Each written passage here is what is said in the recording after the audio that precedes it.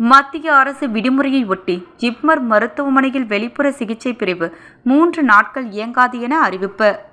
இதுகுறித்து ஜிப்மர் நிர்வாக வெளியிட்டுள்ள அறிவிப்பில் கூறியிருப்பதாவது: மத்திய அரசு விடுமுறை தினமான மகாவீர் ஜெயந்தி வருகின்ற 10ஆம் தேதியும் 14ஆம் தேதி டாக்டர் அம்பேத்கர் பிறந்தநாள் விழா மற்றும் 18ஆம் தேதி புனித வெள்ளி கடைபிடிக்கப்பட உள்ளது. இந்த 3 நாட்களும் ஜிப்மர் மருத்துவமனையின் வெளிப்புற சிகிச்சை பிரிவு செயல்படாது.